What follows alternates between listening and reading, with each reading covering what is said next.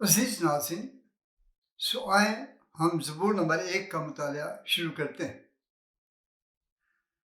ज़बूर number 1 की कुल 6 आयात हैं और इसके 2 बड़े हिस्से हैं, लेकिन मैं चाहता हूं कि हम पहली 3 आयात को पढ़ेंगे और मैं आपके लिए यहाँ से पढ़ता हूँ।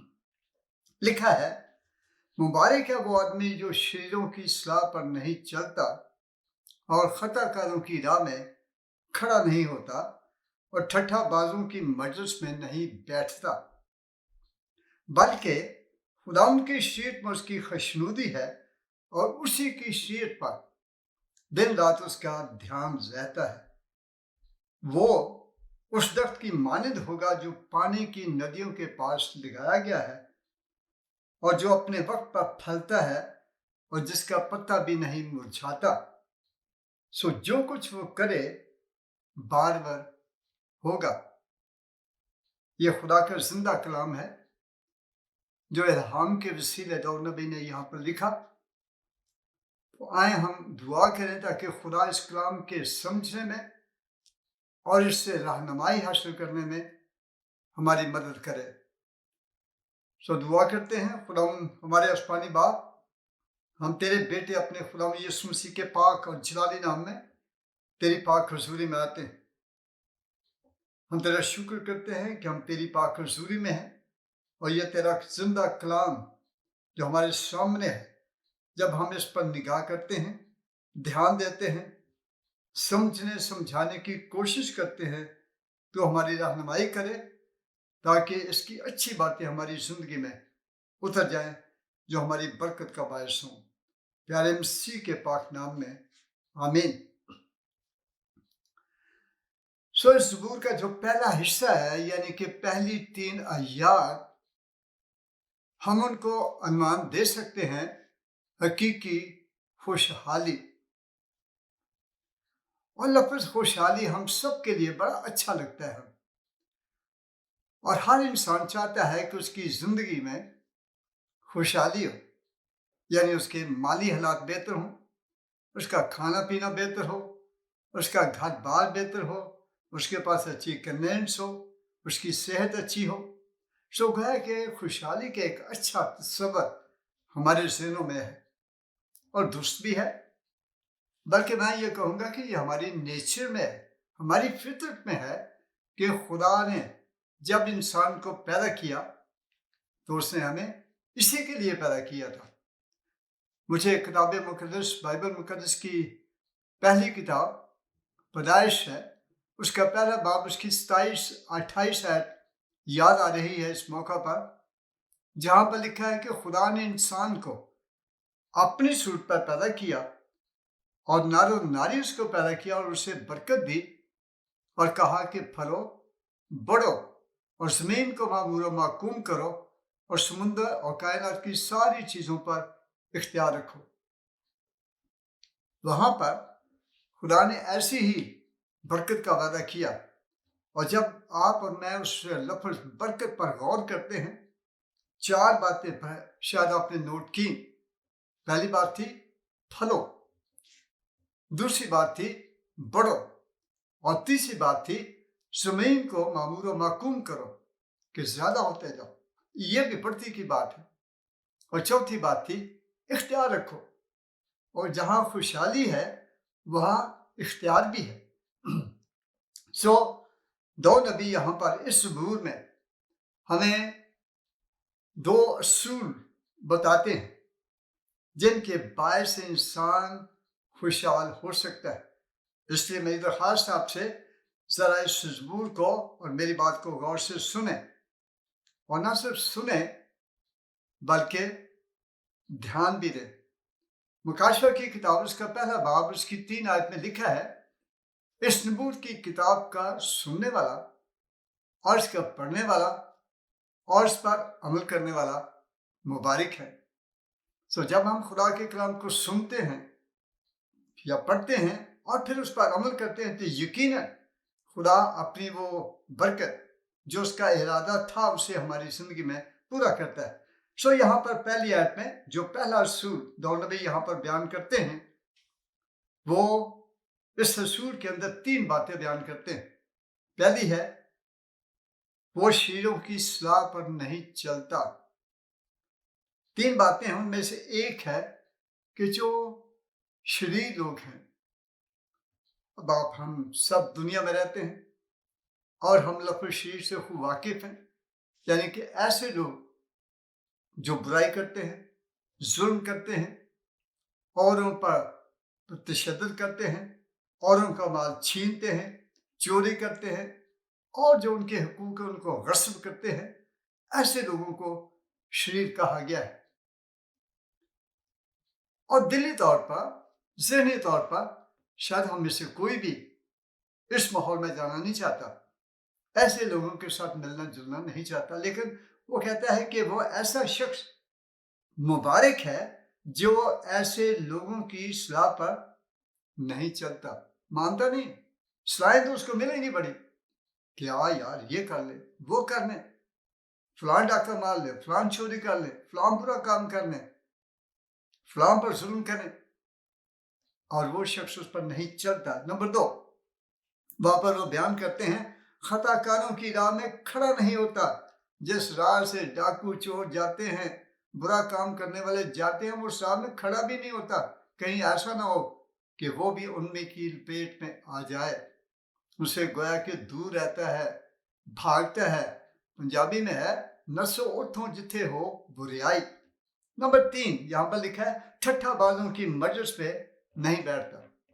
ظاہر تو کوئی برائی نہیں، لیکن جب دوسرے کی تصحیح کی جاتی ہے، باتوں کے وسیلے مذاق کیا جاتا ہے، ان کی پگڑی اچھالی جاتی ہے، تو یہ بات خدا کو پسند نہیں ہے۔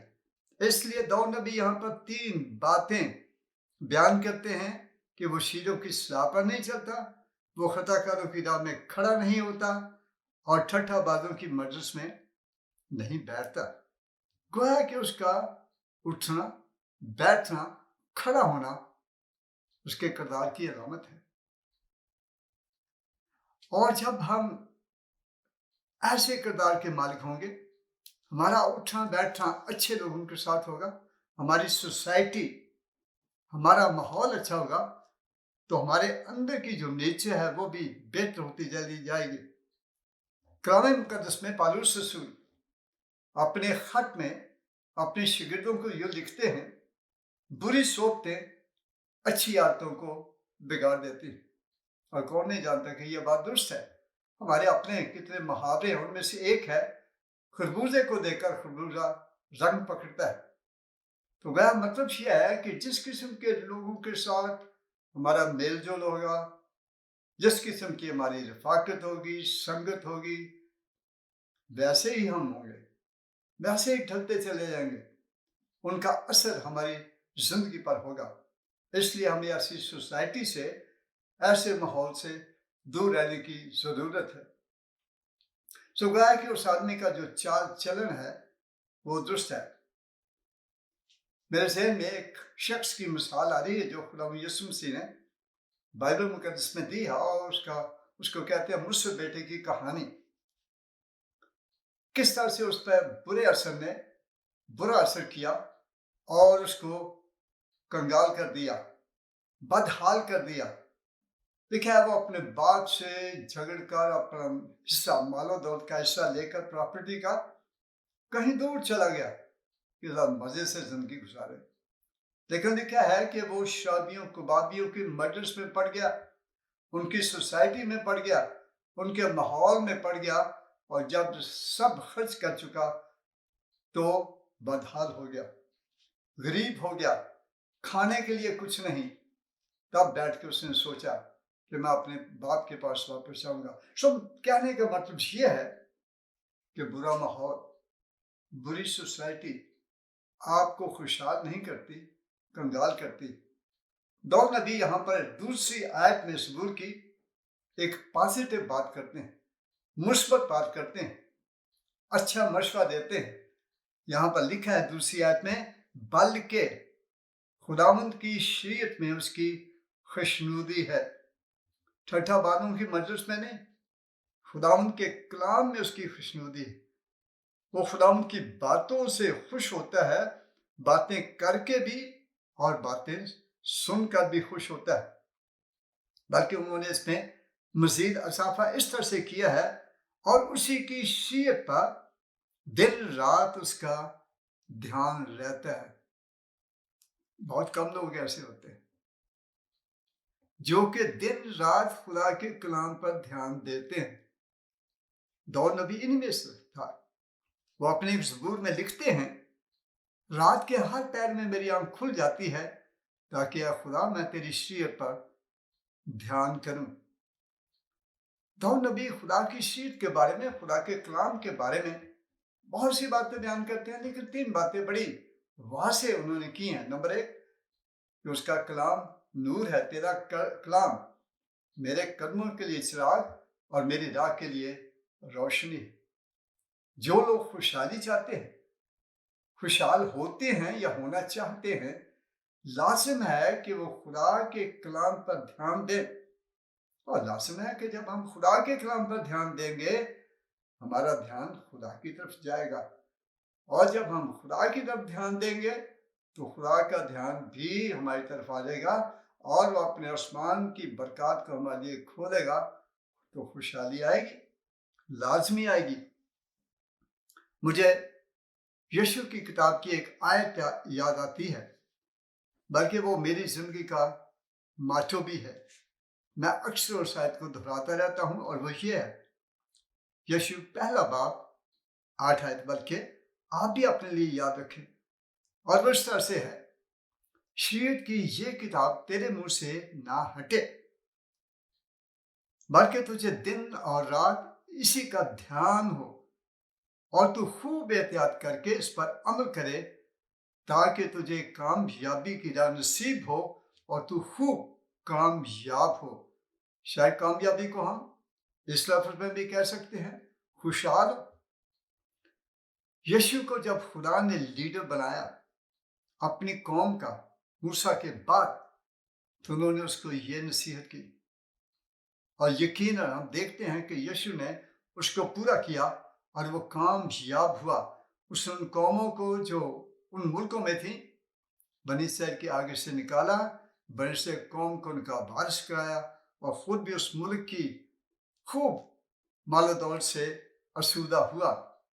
تو یہاں پر داؤد نبی یہ 2 اصول بیان کرتے ہیں۔ کون سا؟ نمبر 1 کہ ہم اپنی صحبت کو درست رکھیں، اپنے ماحول کو درست رکھیں، اپنے اٹھنے بیٹھنے، اپنے چال چلن کو درست رکھیں جو خدا کے مطابق ہو، اور نمبر 2 اس کے ساتھ ساتھ جو سونے پہ سہاگے والی بات ہے، خدا کے کلام پر دھیان دیں۔ اور اگر اب تک آپ نے نہیں دیا، بڑی سر قوم بھی کئی بار ایسے ہی کیا، انہوں نے وہ بھی خدا سے برکشتہ ہو گئے، منحرف ہو گئے، لیکن خدا نے سے کہا اگر ہو بھی جاؤ تو خدا نے ایک نصیحت کی، یہ دوسری تواریخ ہے، اس کا 7 باب ہے، اس کی آیت 14 ہے، اگر میرے لوگ جو میرے نام سے کہلاتے ہیں خاک سار بن کر، یعنی کہ حلیم ہو کر میرے طالب ہوں اور اپنی بری راہوں سے باز آئیں، تو میں بھی آسمان پر سے سن کر ان کے گناہ معاف کروں گا اور ان کے ملک کو بحال کروں گا۔ خوشحالی، بحالی، شادمانی خدا ان کے پاس ہے، اور بیان کیا گیا آیت 3 میں خوشحالی کیا ہے؟ یہ نتیجہ ہے پہلی 2 باتوں کا، 4 باتیں ہیں اس میں۔ وہ اس درخت کی مانند ہوگا جو پانی کی ندیوں کے پاس لگایا گیا ہو۔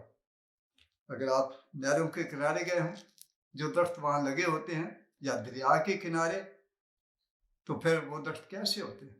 ہرے بھرے، سر سبز۔